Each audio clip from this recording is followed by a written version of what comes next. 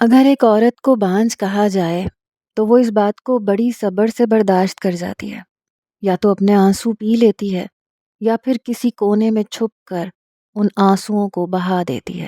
لیکن اگر مرد کو یہ کہا جائے کہ اس کی وجہ سے بچہ نہیں ہو رہا یا وہ نامرد ہے، تو یہ جو لفظ ہے نا نامرد، یہ اس مرد کی انا کو ایسے ٹھیس پہنچاتا ہے کہ وہ پوری طرح ٹوٹ جاتا ہے۔ اس کا ضمیر اسے ملامت کرنے لگتا ہے۔ وہ خود کو اس دنیا کا سب سے حقیر انسان سمجھتا ہے، کیونکہ ایک مرد اگر اپنی مردانگی پر پورا نہ اترے تو پھر وہ مرد نہیں کہلاتا۔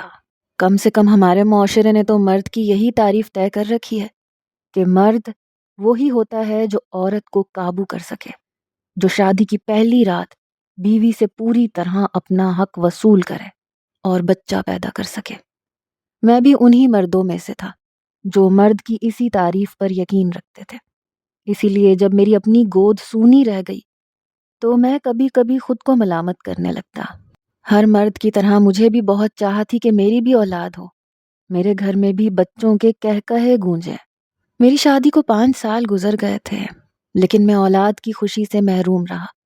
میرے دوست، رشتے دار مجھے تانا مارتے تھے کہ تیری بیوی بانجھ نہیں ہے، تو نامرد ہے۔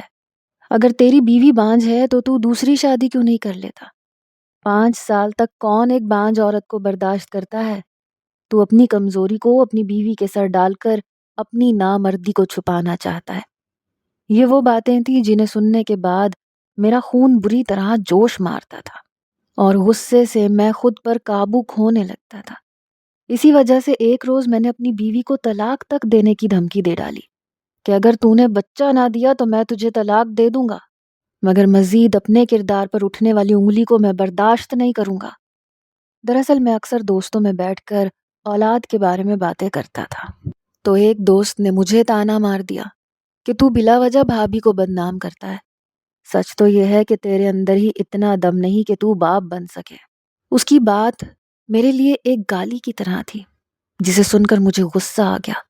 گھر آتے ہی میں نے بیوی سے کہا کہ میری بات کان کھول کے سن لو، اگر تم 1 ہفتے کے اندر اندر حاملہ نہ ہوئی تو میں تمہیں طلاق دے کر دوسری شادی کر لوں گا۔ میری بات سن کر میری بیوی کا منہ کھلے کا کھلا رہ گیا، چہرے پر بے پناہ حیرت۔ ہکلاتے ہوئے کہنے لگی، یہ آپ کیسی باتیں کر رہے ہیں؟ آپ نے خود ہی ڈاکٹر کی رپورٹ پڑھی تھی کہ میں بانجھ ہوں، میں کبھی حاملہ نہیں ہو سکتی، پھر آپ یہ سب کیوں کہہ رہے ہیں؟ اگر میں بانجھ ہوں تو اس میں میرا کیا قصور ہے؟ یہ سب تو اللہ کی طرف سے ہے، اور آپ نے تو مجھ سے کہا تھا کہ آپ کبھی اس بات کو دوبارہ ڈسکس نہیں کریں گے، کبھی بچے کی خواہش نہیں کریں گے، اور بچے کی خاطر مجھے چھوڑیں گے بھی نہیں۔ تو پھر اب کیا ہوا ہے؟ اس کی بات بالکل درست تھی۔ جب مجھے اس کے بانجھ ہونے کا پتہ چلا تھا تو میں نے محبت سے اس کا ہاتھ تھام کر ساری زندگی اس کے ساتھ چلنے کا وعدہ کیا تھا، لیکن دوست کی باتوں نے میرے ہوش ایسے اڑائے کہ میری عقل پر پردہ پڑ گیا۔ میں نے کہا، میں کچھ نہیں جانتا، میں جو کہہ رہا ہوں کر کے دکھاؤں گا۔ ویسے بھی تم پیرنی ہو، دوسری عورتوں پر دم کرتی ہو تو ان کے بچے ہو جاتے ہیں، تو تم خود پہ دم کیا کرو، شاید اس طرح تم بھی حاملہ ہو جاؤ۔ کم از کم میری رسوائی تو کچھ کم ہو، اب تو لوگ مجھ پہ انگلی اٹھانے لگے ہیں۔ اتنا کہنے کے بعد میں اپنی بیوی کو پریشان چھوڑ کر واش روم میں گھس گیا۔ میری اپنی بیوی سے پسند کی شادی تھی، وہ میری سیکٹری تھی۔ وہ خوبصورت ہونے کے باوجود باحجاب رہتی تھی۔ اس کی اسی خوبصورتی نے میرے دل میں گھر کر لیا تھا۔ میں ان مردوں میں سے نہیں تھا جو پہلی محبت کرتے ہیں پھر شادی کرتے ہیں۔ میں نے اسے پسند کرتے ہی اسے شادی کے لیے پروپوز کر دیا تھا۔ اس کے گھر والوں کو بھی کوئی اعتراض نہیں تھا، اس لیے انہوں نے ہماری شادی کر دی۔ میرے والد نہیں تھے، بس اماں تھی، جو میری شادی کے چند سال بعد ہی وفات پا گئیں۔ میری بیوی ایک دیندار اور اچھی لڑکی تھی۔ اس کی ماں اپنے گھر میں عورتوں اور لڑکیوں پر دم کرتی تھی۔ شادی کے کچھ سال کے بعد میری بیوی نے بھی دم والا کام شروع کر دیا۔ وہ کسی سے معاوضہ نہیں لیتی تھی، وہ یہ کام فی سبیل اللہ کرتی تھی۔ حیرت کی بات یہ تھی کہ اس کے پاس جتنی بھی بانجھ عورتیں آتی وہ ان پر دم کرتی اور وہ حاملہ ہو جاتی، پھر 9 ماہ کے بعد وہ بچہ پیدا کرتی۔ میں نے پہلے بھی مذاق مذاق میں اپنی بیوی سے کہا تھا کہ تم بانجھ عورتوں پر حاملہ کرنے کی خاطر دم کرتی ہو تو خود پر بھی دم کر لیا کرو، اس طرح تم بھی حاملہ ہو جاؤ گی۔ وہ جواباً خاموش رہتی تھی، لیکن آج میں نے غصے میں آ کر اسے دھمکی دے دی تھی۔ کہا تھا کہ اگر اتنی ہی پیرنی ہو، اتنی ہی کرامت رکھتی ہو، تو پھر خود پہ دم کیوں نہیں کر لیتی؟ کیوں میرا گھر اجاڑ رکھا ہے؟ میں کب تک اس چار دیواری میں تنہا رہوں گا؟ ہمارے بڑھاپے کا کوئی سہارا نہیں۔ میرا غصہ دیکھ کر اس وقت تو میری بیوی کچھ نہ بولی، لیکن رات کو کہنے لگی، اعجاز آپ میری بات کیوں نہیں سمجھ رہے؟ اگر میں خود پہ دم کروں گی تو ہمارے ہاں جو بچہ ہوگا وہ مردہ پیدا ہوگا۔ مجھے اس کی بات پہ غصہ آ گیا۔ میں نے کہا، تم یہ کیسے کہہ سکتی ہو کہ دم کرنے کی وجہ سے بچہ مردہ پیدا ہوگا؟ میرا تو یہی خیال ہے کہ تم بچہ پیدا ہی نہیں کرنا چاہتی۔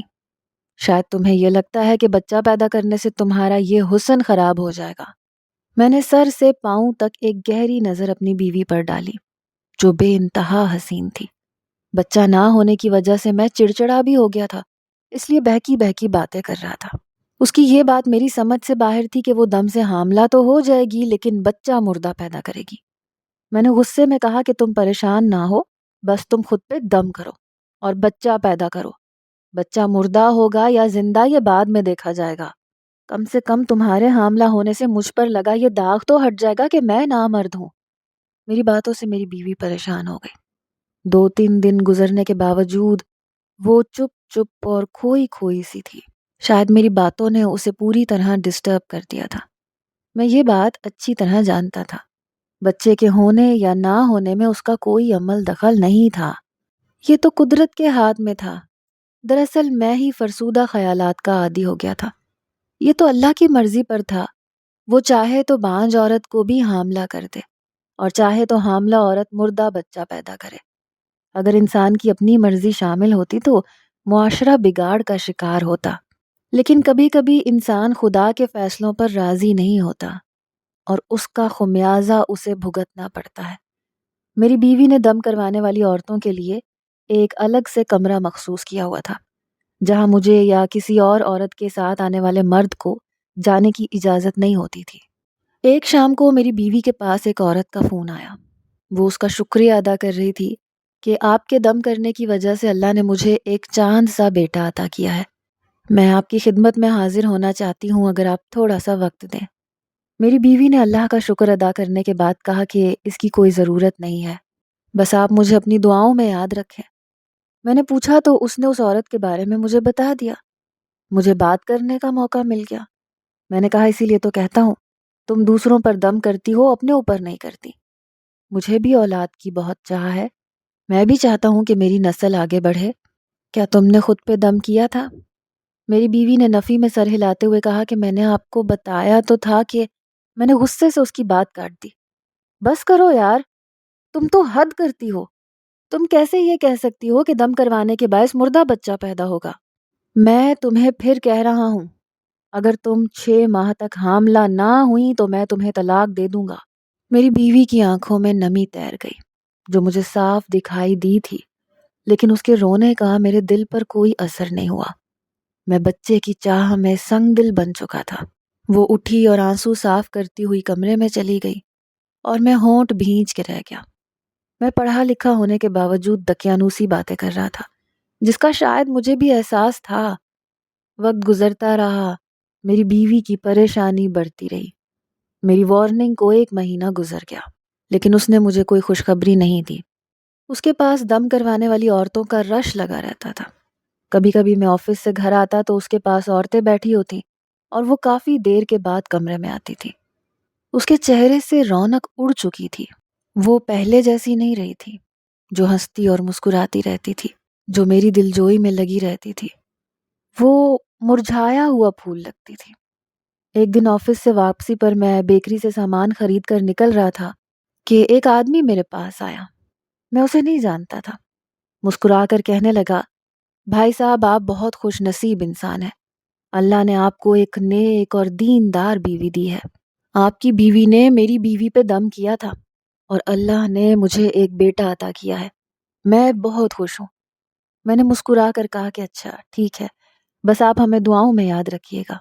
میں گھر کی طرف روانہ ہو گیا۔ ڈرائیونگ کرتے ہوئے میں ایک بار پھر بچے کے بارے میں سوچنے لگا۔ اگر شادی کے پہلے سال ہی میری بیوی بچہ پیدا کرتی تو اب تک ہمارے کم از کم 2 بچے ضرور ہوتے۔ میری آنکھوں کے سامنے امی کا عکس لہرا گیا۔ جب وہ زندہ تھیں تو کہتی تھیں بیٹا جب تمہارے بچے ہوں گے تو میں انہیں خوب کھلاؤں گی پلاؤں گی، اللہ نے چاہا تو میں ان کی بھی خوشیاں دیکھوں گی۔ امی کو بھی پتا تھا کہ میری بیوی بانجھ ہے۔ وہ کہتی تھی بیٹے فکر نہ کرو، اللہ کے ہاں دیر ہے اندھیر نہیں ہے، اگر تمہارے نصیب میں اولاد لکھی ہے تو وہ تمہیں ضرور نوازے گا۔ اپنی بیوی کو کبھی اس بات پر برا نہ کہنا، کیونکہ اولاد ہونا یا نہ ہونا یہ اللہ کے اختیار میں ہے۔ کبھی اللہ کی ناشکری نہ کرنا، ورنہ نعمتیں چھن جاتی ہیں۔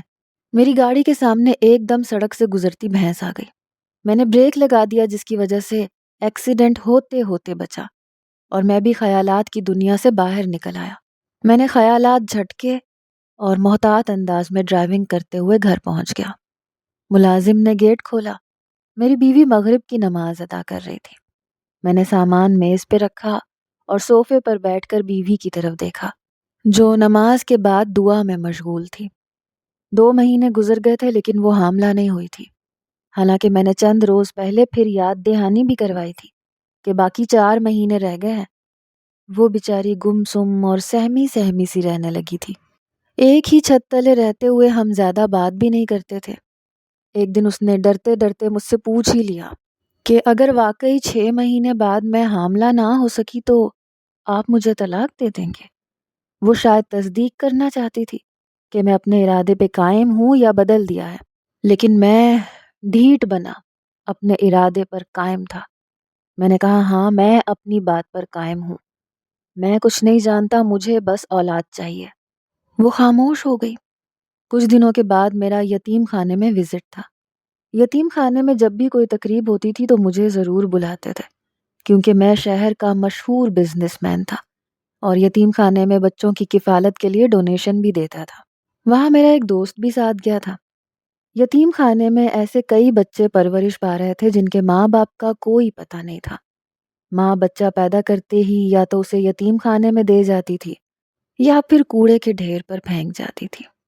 زیادہ اکثریت ناجائز بچوں کی تھی۔ میرے دوست نے مجھے مشورہ دیا کہ اگر تم چاہو تو یہاں سے بھی ایک بچہ لے سکتے ہو۔ مجھے اس کی بات بری لگی۔ میں نے کہا یار یہ تم کیسی باتیں کر رہے ہو؟ کیا اب میں اپنے گھر میں ناجائز بچے کو پالوں گا؟ سوری، میں ایسا نہیں کر سکتا، مجھے اپنی اولاد چاہیے۔ دوست نے دوبارہ بات نہ کی۔ ایک ہی ہفتہ گزرا تھا کہ میری بیوی نے مجھے خوشخبری سنا دی۔ یہ سننا تھا کہ میری خوشی کی انتہا نہ رہی۔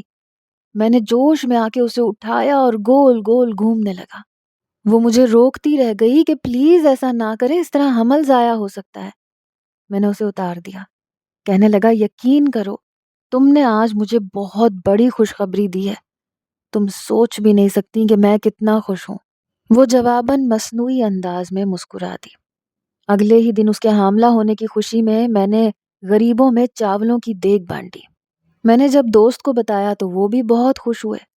البتہ میں نے محسوس کیا تھا کہ میری بیوی خوش نہیں ہے، وہ اسی طرح اداس اداس سی تھی۔ میرے پوچھنے پر کہنے لگی کہ مجھے ڈر لگ رہا ہے، اگر بچہ مردہ پیدا ہو گیا تو آپ اس کا قصوروار مجھے سمجھیں گے۔ میں نے اسے ٹوکتے ہوئے کہا کہ تم بدشگونی کی باتیں کیوں کر رہی ہو؟ اللہ نے چاہا تو ہمارا بچہ زندہ پیدا ہوگا اور لمبی عمر پائے گا، بس تم اپنا خیال رکھا کرو۔ وہ محض سر ہلا کے رہ گئی۔ مجھے اس وقت کا شدت سے انتظار تھا جب میری اولاد اس دنیا میں آئے گی۔ وہ دن میرے لیے عید سے بڑھ کر ہوگا۔ 3 مہینے ہی گزرے تھے کہ فریحہ کے حاملہ ہونے کے آثار دکھائی دینے لگے۔ اس کا پیٹ آہستہ آہستہ پھول رہا تھا، جس سے پتہ چلتا تھا کہ وہ حاملہ ہے۔ میری ہدایت کے مطابق وہ بہت احتیاط کر رہی تھی۔ گھر کے کام کاج کے لیے ویسے بھی ایک ملازمہ تھی۔ میں نے ملازمہ سے بھی کہا تھا کہ وہ فریحہ بی بی کو کوئی کام نہ کرنے دیا کرے۔ باپ بننے کا احساس کتنا خوبصورت اور پرسکون ہوتا ہے، یہ مجھے اس وقت معلوم ہوا تھا۔ یہ سوچ کر ہی میں خوش ہوتا تھا کہ بہت جلد میں ایک بچے کا باپ بننے والا ہوں۔ ایک دن فریحہ نے مجھے بتایا کہ اس نے خود پہ دم کیا تھا، جس کی بدولت وہ حاملہ ہوئی تھی۔ اس کے دم میں واقعی اثر تھا۔ بہت سی شادی شدہ عورتیں دم کروانے کے باعث بچوں کی مائیں بن چکی تھیں۔ کئی بچے تو 3 یا 4 سال کے بھی ہو چکے تھے۔ جن لوگوں کو بھی معلوم تھا کہ فریحہ میری بیوی ہے تو وہ مجھے ملتے تھے تو فریحہ اور مجھے دعائیں دیتے تھے۔ ایک رات میں نے بہت برا خواب دیکھا کہ فریحہ کی ڈیلیوری ہو رہی ہے اور جب بچہ پیدا ہوا تو وہ مردہ تھا۔ اس خواب سے میں ڈر گیا۔ میں نے اس بارے میں فریحہ سے ذکر نہیں کیا ورنہ وہ بھی خوفزدہ ہو جاتی۔ ایک رات اچانک فریحہ کی طبیعت خراب ہو گئی۔ میں اسے فیملی ڈاکٹر کے پاس لے گیا۔ مجھے ڈر لگ رہا تھا کہیں میرا خواب سچا نہ ہو جائے۔ لیڈی ڈاکٹر نے فریحہ کا تفصیلی چیک اپ کرنے کے بعد بتایا کہ آپ کی بیوی کی طبیعت اب بہتر ہے۔ حمل کے باعث اسے کمزوری ہو گئی تھی لیکن فکر کی کوئی بات نہیں ہے، بچہ بالکل ٹھیک ہے۔ میں نے انجیکشن لگا دیا ہے جس سے فریحہ کی کمزوری ختم ہو جائے گی۔ میں نے یہ سن کر اللہ کا شکر ادا کیا۔ ٹریٹمنٹ کے بعد میں فریحہ کو گھر لے آیا۔ اسے خوب پیار سے خوب ڈانٹا کہ تم اپنی صحت کا بالکل بھی خیال نہیں رکھتی۔ اب تم ایک نہیں بلکہ 2 جانیں ہو۔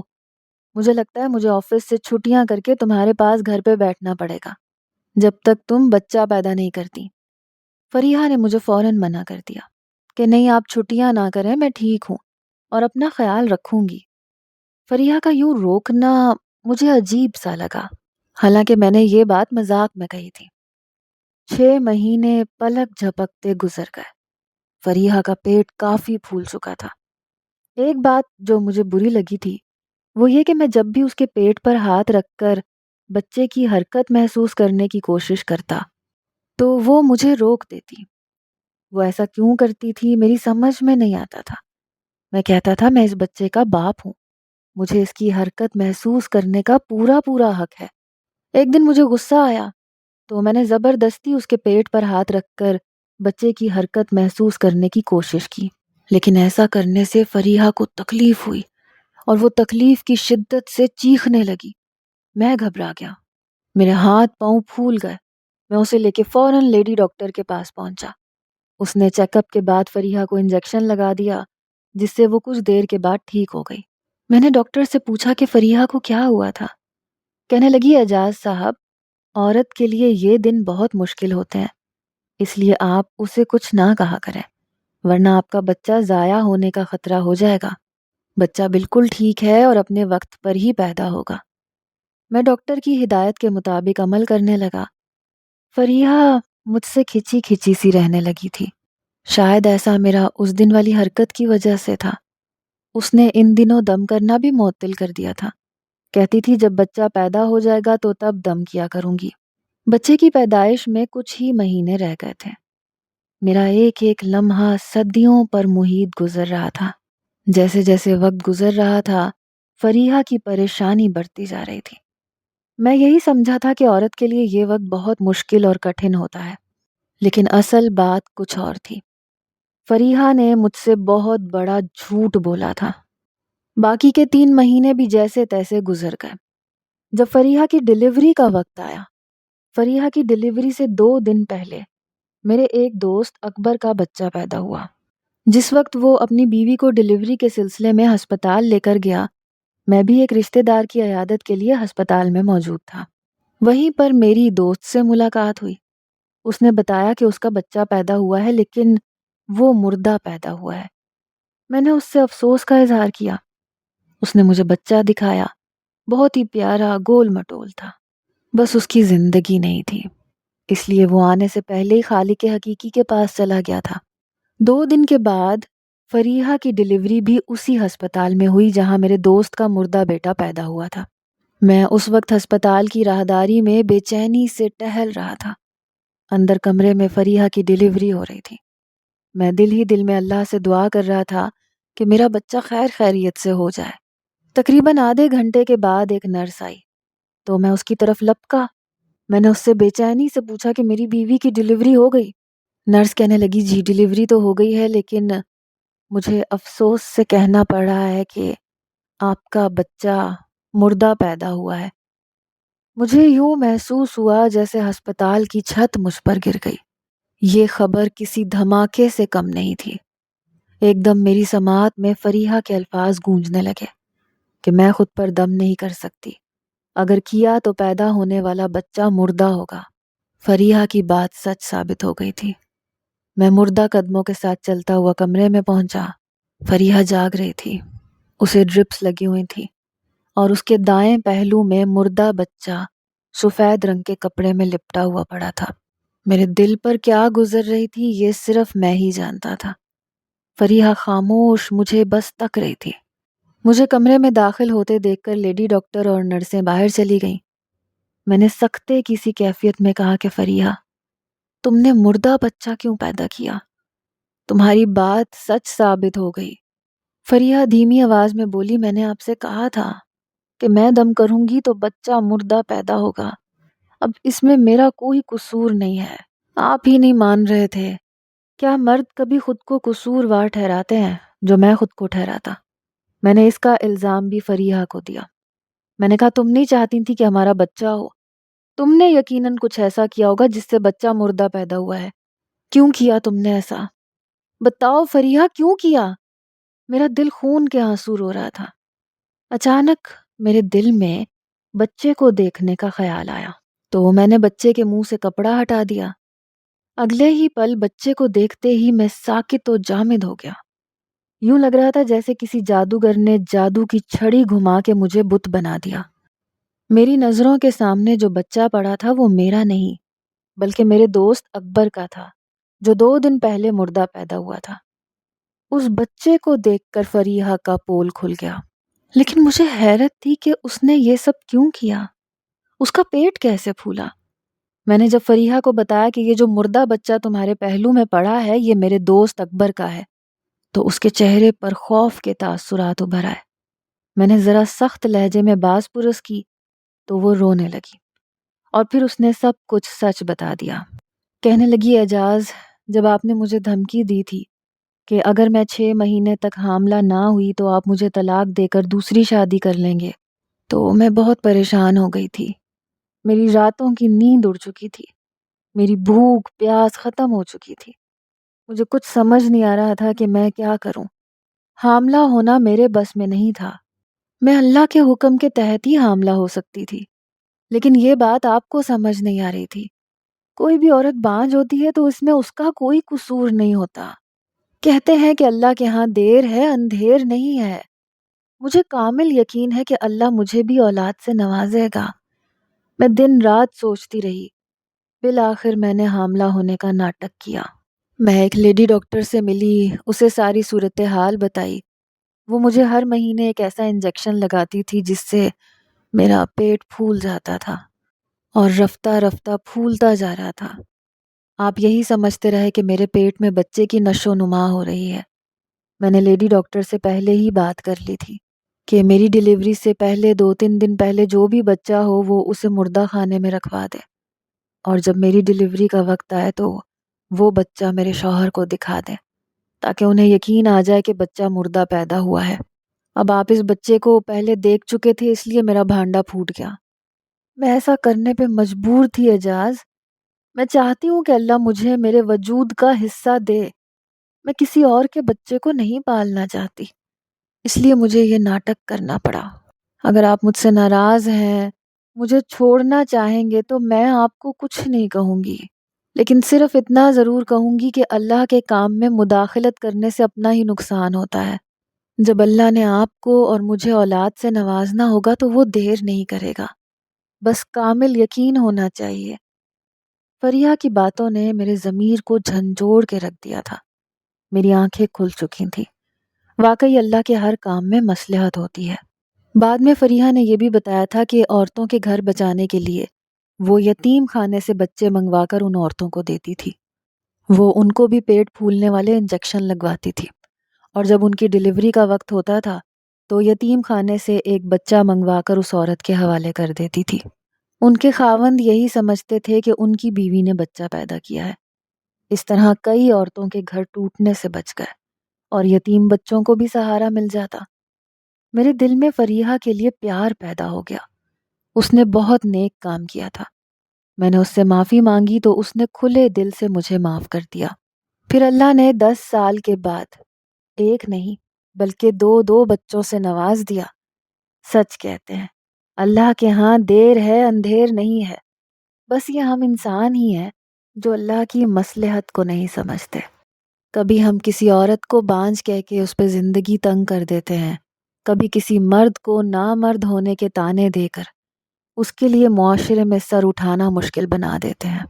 خدا کے واسطے اپنی اور دوسروں کی زندگی آسان کیجیے، کسی کے معاملات میں اس طرح دخل اندازی نہ کریں کہ ان کے لیے زندگی تنگ پڑ جائے۔